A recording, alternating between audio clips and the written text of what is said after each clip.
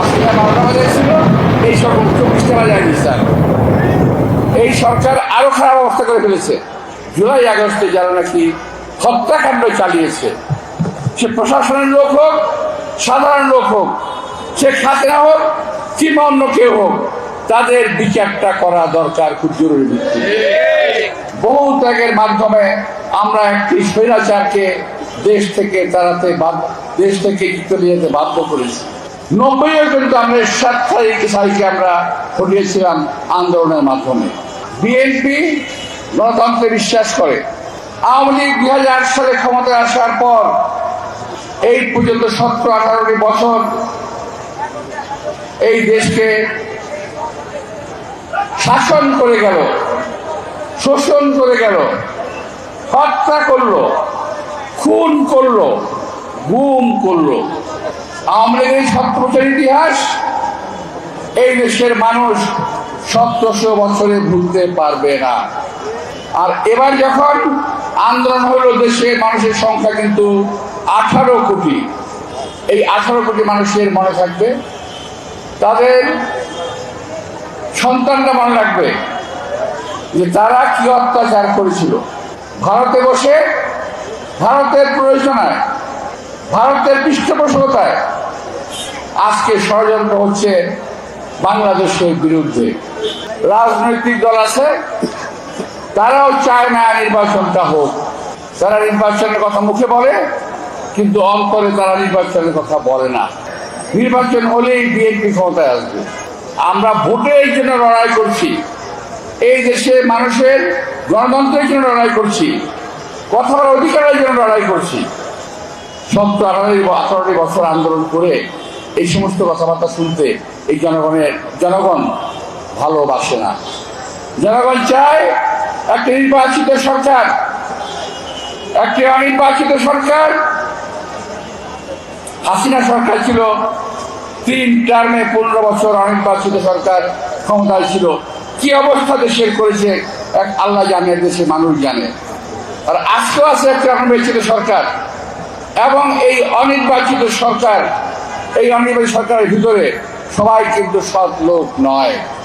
যে অঙ্কুরেই যে দলটির কথা ঘোষণা দিল কিন্তু আর ফুটলো না, যে দল না ফুটতে এখনো তারা রাজনৈতিক দলের অবয়ব নিতে পারে নাই, এখনো তারা অ্যাডভেঞ্চার মনে করে। দেশ চালানো রাজনীতির অ্যাডভেঞ্চার এক কথা নয়, এটা অ্যাডভেঞ্চারিজম নয়, একটা দেশ চালানো। সুতরাং কিছু হলেই হতে দেব না, এইটা করবেন না, এটা করতে দেওয়া যাবে না। ভাই, এই কথাগুলো আমরা আওয়ামী লীগের সময় বহু বলেছি। এই সমস্ত অপকর্মগুলো করার চেষ্টা করবেন না। একটি দল লেগেছে এখন কি জানি একটা পদ্ধতি, পিআর পদ্ধতি। এই পিআর পদ্ধতির উশিলা দিয়ে নির্বাচন হতে দেবে না। আরে ভাই, পিআর পদ্ধতি কথা, এত বছর নির্বাচন হলো বাংলাদেশে, তখন তো কখনো বলেন নাই। যেমন ধরেন, আমি আমার কথা বলি, আমি এখন ভোট দিতে ভুলে গেছি। 17-18 বছর ভোট না দিয়ে ভোট কিভাবে দিতে হয় ভুলে গেছি। যারা নতুন প্রজন্ম, তারা ভোট কিভাবে দিতে হয় জানেই না। এই তোমার জানা ভোট দিতে, ভোটের কথা বলতে শিখুক। এই পদ্ধতি দিয়ে আপনারা কি করতে চান? নির্বাচনকে পণ্ড করতে চান, দেশে একটা অচল অবস্থার সৃষ্টি করতে চান।